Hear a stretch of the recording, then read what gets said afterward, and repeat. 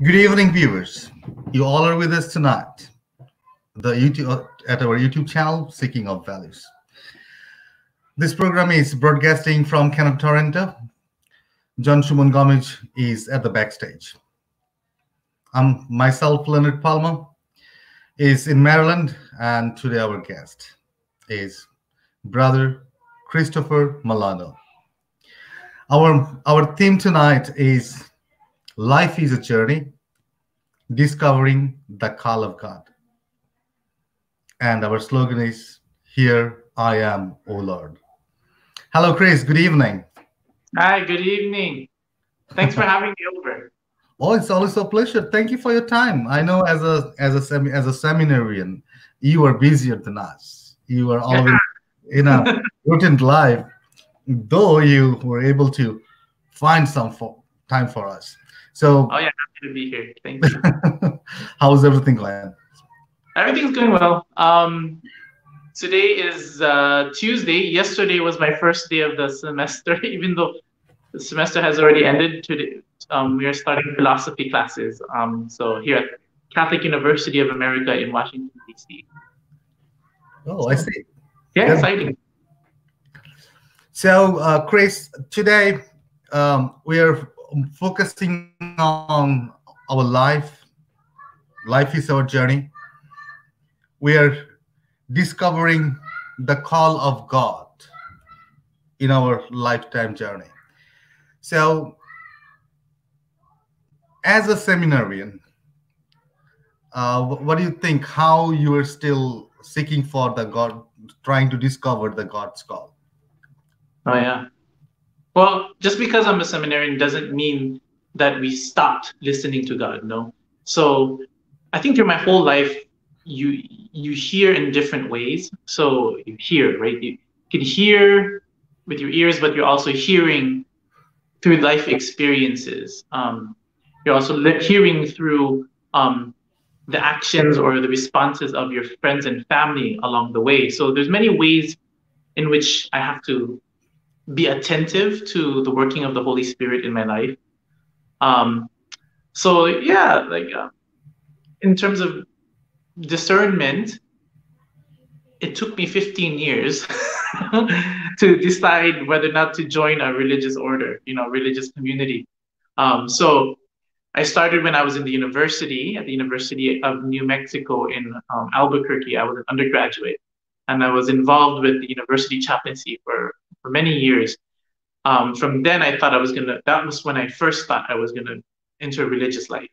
But life happens, life happens, and I started to work. I went back home to Hawaii, where I'm from, and then so my discernment took a break, and then but recently I was working at the University of Hawaii at its campus ministry, the Catholic campus ministry, and so then I decided, okay, if I'm asking my students to take a look at their discernment. Where is God moving in their lives, and what is God calling them to do in their lives as university students or as young graduates?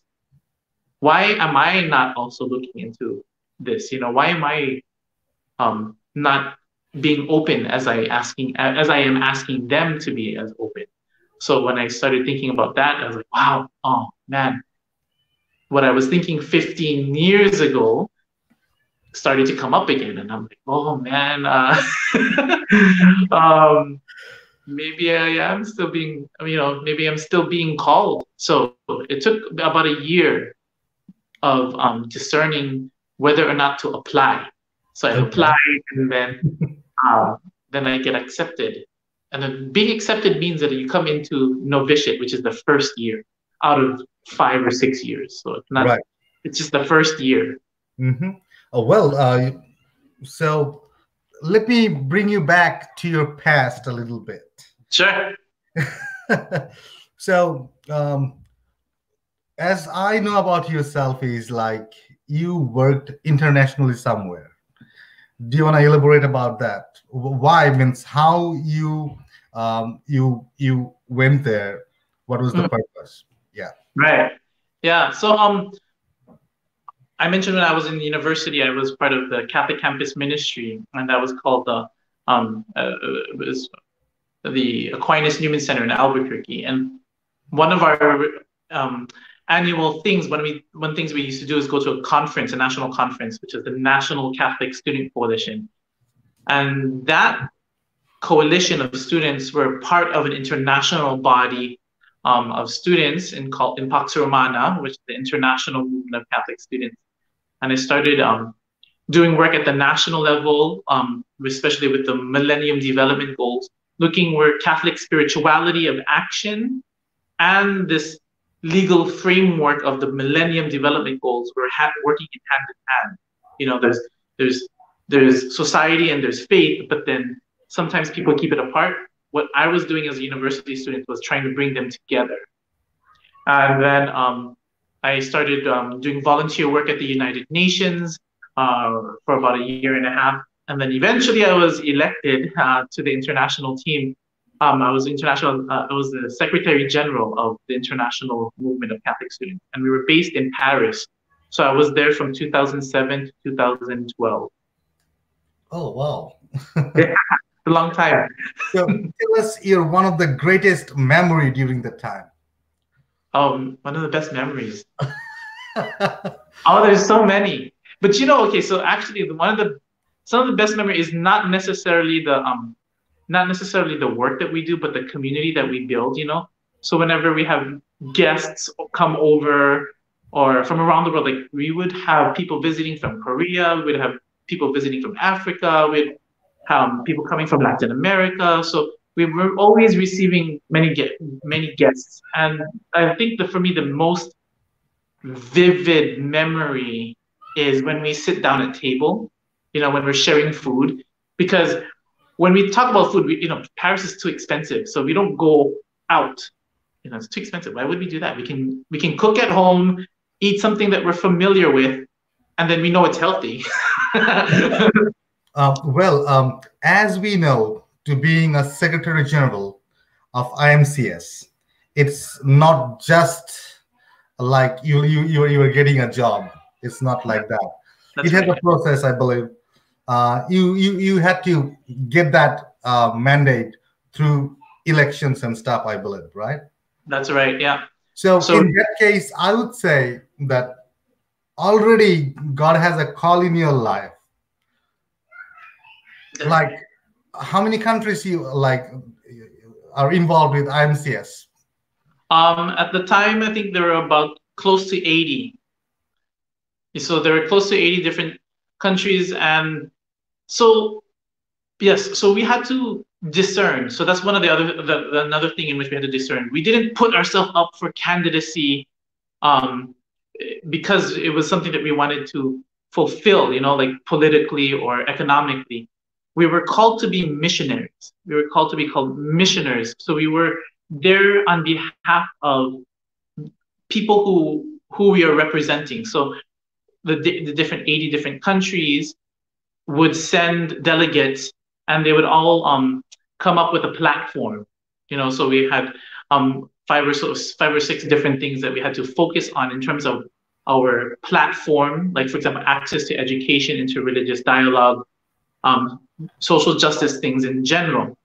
And so my work, my mission, you know, it's not really work in terms of like being paid employment, because we weren't paid, we were missioners.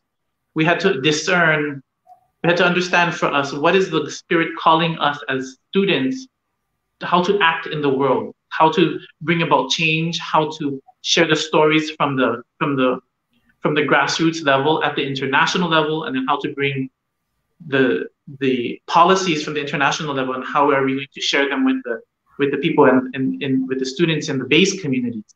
So that was the interaction that we played, and we had to really rely on our spirituality and understanding what it meant to be a Catholic Christian, to look at these global policies, but then how does it play out in our everyday life? You know, for example, we had I think it was in 2008, we had even before looking at the global climate action or environmental action, even before those things became super popular, we were already looking at those things. So we play a prophetic voice. You know, we look at what is the Spirit calling us to do, and then we're motivated to action, not because of personal gain, right? We're not there to make money. We're there because the Spirit has called us to do something in the world. You know, That's so it's our faith that is our faith is what projects us and calls us. Exactly. Yeah. And I believe the place you worked, like you have nobody taking care of. You have to you have to raise fund for all the country. You have to write projects. You have to manage, I think, millions of dollars. That's right. Oh yeah. Well, I don't know how much we had to raise, but then when you put it all together, yeah, I'm sure it's like over $1 million when you think about it. Because you're right. When we're university students, we're not making money. You know, we're not parishioners. We're not parishioners in a church where we offer tithing. We are students. We haven't employment. So how are we going to put into action? So what we have to do is build campaigns, build projects, and then we seek the support of our partners as a way to build certain skills, leadership skills, communication skills, diplomatic skills, also technical skills on the ground. So so that that's our added value, I guess you could say. Right. So Chris, how old you were in that time when you're taking the lead of the entire world? Like I think when I was at the UN, I was 25, 26, and then when I went to Paris, I was 27. So 27, 28, 29, 30, 31. So 27 to 31. Yeah, it seems like ages ago, but yeah, I was still a young adult in the sense that I wasn't. It was not too many years after having graduated and then going into other studies before I became a missionary. Right. That's wonderful, Chris. So you have the most experience as you have exposed so many countries in your life, especially your mandate with IMCS. So you had that chance to expose so many young people and their cultures, their realities. You have obtained the voice of young people, what they need in this world, in this era. You have touched so many of them, and so many of them touched you. So yeah, so there was a call of a God in your life. That's right. And maybe you were a temporary missionary, though you were you were not in a particular congregation, but you were a secretary general of one of the most most oldest Catholic student movement in the world. Yeah. Well, I think what we used to call ourselves was lay missionaries. You know, we're not priests, we're not brothers, we're not professed members, but in our everyday life, you know, even us ordinary students, we were able to understand that God is working in our life. You know, it's not just holiness is not reserved only for XYZ, the sisters, the nuns, the priests, but us, even though we are ordinary, everyday citizens, everyday faithful members of the church, but we too have a mission. You know, we too are called to bring about peace and justice through the Spirit. Right. That's very true. So, Chris, let's come back to America. Let's come back to Washington, D.C., where you are now. So, after completing all the everything, your mandate successfully, you came back and you have decided that you will be a priest. So now you are in that process of now you are a brother priest. Sorry, brother Chris. Yeah. and, and Even I'm getting used to it too.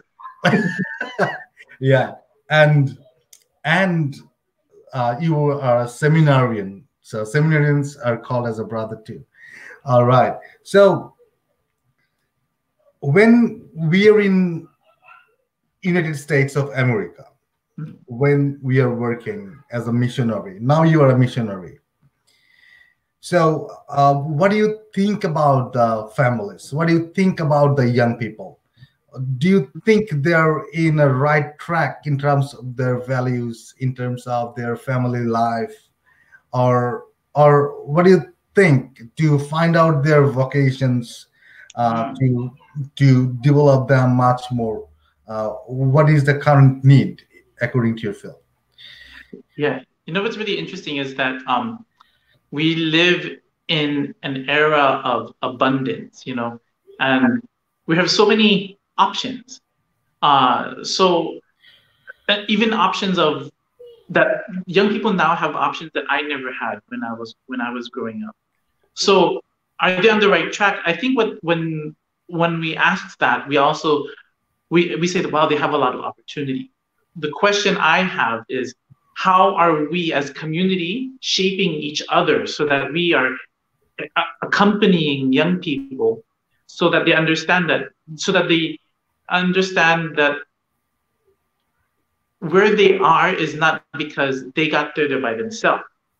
They were able to get there because their parents helped them, their parents made sacrifices for them, their communities, when their parents had, like my mom had to go to work, my aunts, my uncles, my neighbor helped to raise me, so I have to shift my perspective to say that I'm not the only one that is responsible for where I am in life, but I owe this.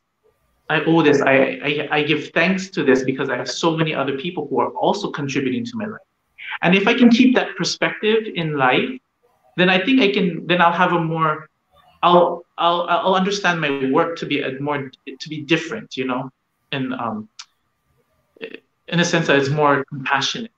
It's more community oriented rather than it's just me, me, me, me, me. That's true. Wow, wow. That's very specific words you use there. That's important in this era, I believe. So now, if we talk about a youngster, if he wanted to be a priest, oh, yeah, like you, or for say anywhere, so I'm sure so many people don't know the process of being a priest in America. So it will be a very great, information if you could let us know the procedure to be a priest or nun or a brother. All right. I think the first step is to pray. Is to enter into a state of prayer. But the prayer shouldn't be like, oh God, I hope that I'm a priest. The first prayer that anybody should be doing, regardless if they're going to go into the priesthood or not, is, here I am, Lord. It is exactly. It's here I am, Lord. What is it that you'd like me to do for you, with you, through you? And then comes my mission in life. What is it that God wants me to do? And for those who do want to go into religious life, to become a brother or a nun, or if they would like to become a priest, then there's a few things that they can look at. There's something called an online website called the Vocations Network that they can look up, and it's like a dictionary of all the religious communities here in the United States. So there's a quiz that they can take of personalities, interests, that they can look under. So it's like I think it's called Vocations Network. And then the second thing is to get in touch with a spiritual director. Before you even find a particular community, I would say find a spiritual director, someone who can accompany you, to guide you along the way, but not to tell you what to do, but to help you see the working of the Spirit in your life. A good spiritual director will guide you in prayer, will tell you, like, will shed light into areas in which you're exploring, to affirm that, like, oh yeah, you have like me, was that God talking to me? And then the spiritual director will help you with that. They don't tell you what to do. You have to do everything on your own because that's your discernment, and nobody else can feel the spirit other than yourself.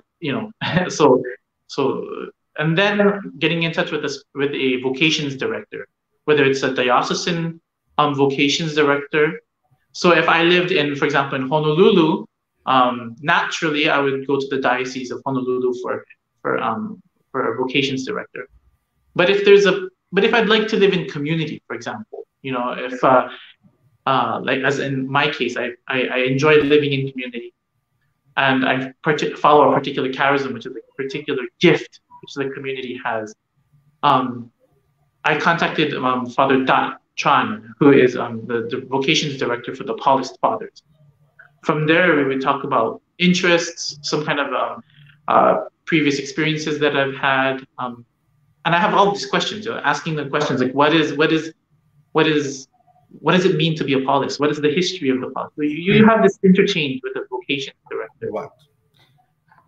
And then eventually, if you decide it's a good fit, then you should go to like a vocations retreat. Like take a few days to go and sit with these feelings that arise. Do you feel consolation? Do you feel desolation? Do you feel joy? Do you feel fear? What are the feelings that arise when you put yourself into the situation of being a priest, being a nun, being a brother? Right. Yeah. Sorry, just a question in the how to say when you're describing to make the thing a little easier for the audience. So, like, is there any particular age or particular education stage required to be a priest or to be a religious? Right. So it depends. For example, like for the diocesan priests, you need a high school degree, and some places would. But for the Paulists, for example, in many other religious communities, one of the minimum requirements is an undergraduate degree. Okay. So for say anyone, we know that the country of migration is United States of America. Somebody came and migrated in this country. So to be a religious or to be a priest, do he or she or somebody need to be a green card holder or something? Well, it depends on the community. For example, my community, we only exist in the United States, but other communities, for example, are international. So they might have different policies, but that you shouldn't let that status be a hindrance. You shouldn't let it stop you from exploring, because you can discuss what are the requirements for each individual community. My community, for example, yes, you have to be either U.S. Either natural born or naturalized citizen or green card holder. Right. Yeah. Mm-hmm. So yeah, these are the things that we know before know the process and other stuff. These are So for say that after joining the seminary, so do the parents need to take care of his education, food, and other things? Oh yes, that's actually a really good question. Yeah. I know that some friends and they have to contribute in different countries, but I think in the United States, generally speaking, in the United States, for those who are discerning or going through the formation program is taken care of by the community, the order. Okay. But for those who need an undergraduate degree, I think you still have to pay for your undergraduate degree. And like, for example, the Diocese of Honolulu, where I'm from, the priests or the family have to, or the seminarians or the families have to pay for their undergraduate education in philosophy, and then the diocese will help them or pay for their masters in theology or their masters in divinity. But most religious congregations, because we take a vow of gospel simplicity, or a promise of gospel simplicity, or a vow of poverty, of course there is no expectation that they will have to pay for their for their masses. Yeah, and I think it's not that difficult because the USA is a country of opportunities. Yeah, if you want, like, you can go for a student loan, right? So yeah. So to becoming a religious priest, it really cannot stop you if you really want from the heart that yes, I'm trying to listen to the call of the God in my journey, and I'm always ready. Here I am, Lord. Yeah. Yeah. So, and then so after, when your Masters of Divinity or Theology will take several years, including a pastoral year, and then another year working in the hospital as a chaplain. So there's many layers of formation. So it's not just academic training or theological training, but it's also pastoral training. So learning how to relate to people one-on-one, how to have good communication skills. Those are all part of the formation. So it's a holistic formation. Understand. Dear viewers, you were with us. You were watching an interview with Brother Chris Malano. This program is broadcasting from Toronto, Canada. John Shumon Gomez is at the backstage. And this is Leonard Bonipalma from Maryland, USA. So, Chris, now tell me about your childhood time. You want to know about your family. So, there were so many professions, so many ways to choose in this country. You might be an engineer. You may be big, scientist or something else. But why?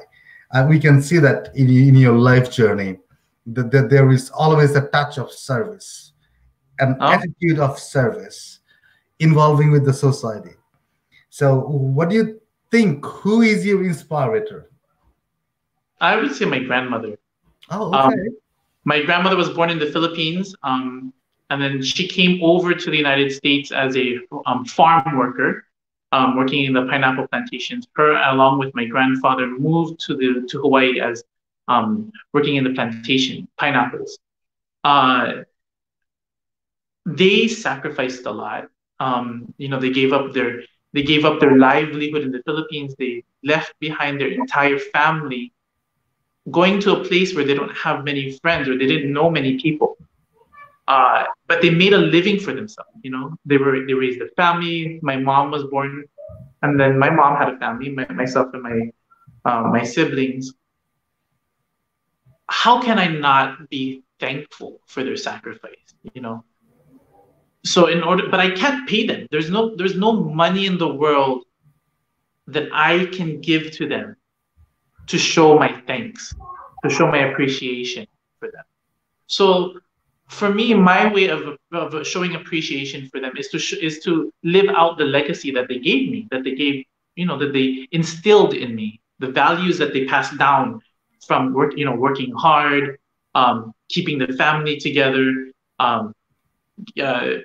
being a good community member, helping out where even when somebody doesn't ask you, but there's somebody in need, you do it automatically, not because you want to be famous or anything, but because it's the right thing to do. So my grandmother is the one who inspires me a lot. And even to this day, she passed away in 2014. I was holding her, and she was becoming sick. And so she passed away in my arms, but I remember her sacrifice every day. Okay. Yeah, your grandmother is the one who tried to help you to realize the question inside your mind, that try to discover who you are, right? Oh yeah. Yeah. Oh yeah. So Chris, in a brief, we want to know, like, to increase the vocation in this country, we need a lot of priests, a lot of religious. We need to grow. Our Catholic society need to grow to form the family here, to That's bring right. them all in the discipline. What's your call for the young people today? Well, I think I would tell them, do not be afraid. You know, there's a lot in terms of expectations, societal expectations. There's a lot of competition in the world. And we can easily fall into that temptation. But don't be afraid. Don't be afraid to be your true self, I would say. Don't be afraid to say no to those temptations of like, oh, I want to be a multi-million-dollar, multi-millionaire. But when deep down inside it, what I really want is to be a good community member, to be a citizen, an upstanding citizen of this country. So I would say, don't be afraid. Don't be afraid to give the religious life, the religious vocation, a chance. And I also wanted to mention that it's, in addition to speaking to young people, I also kind of want to say something to families, to parents, because the parents are the first formators, if you will, the first teachers of faith. And parents who are the teachers of the faith, you don't want to, how do you say, you want to be able to encourage your child lovingly. So, passing down the faith is one of the most important things. Praying together as a family, eating meals together as a family, having the same values allows the young people to understand vocations easier because we already have the same values. Community, faith, responsibility. Yeah. So yes, don't be afraid to the young people and to the parents. I would say, encourage your children to. You may not want to speak discernment, or you may not want to speak the words of priesthood or the convent, but speak in terms of values. That's true, Chris. The time really flies so fast. Yeah. We really appreciate your wonderful time. Our sincere thanks to your the place you are staying, maybe your mentor, somebody who is taking care of. Please give them our thanks that they allow you to come to the studio tonight. Oh, yes, thank you. And thank you for your valuable insights to us, because these days we need to hear that. We need to focus on the vocation. We need to focus on our families. We need to inspire the young people these days to join to the seminaries, to be a priest, to take care the Catholic values. Dear viewers, you are with us. You all are listening our interview tonight. Our guest was Brother Christopher Malano. He's a Paulist seminarian. So we would like to thank you all for bear with us and listen and watch the entire interview. So we want to say to you all that thank you for being with us. Thank you for listening us. Thank you, Brother Chris. And we have John Shumon Gomez, who is at the backstage of the camera, who is taking care the entire technical things of our recording. This is a live broadcasting from Canada, Toronto. This is Leonard Palma from Maryland, USA. And our guest was from the Washington, D.C. Thank you for bearing with us. We will come up with the next videos very soon. And thank you for bearing with us. Stay home and stay safe.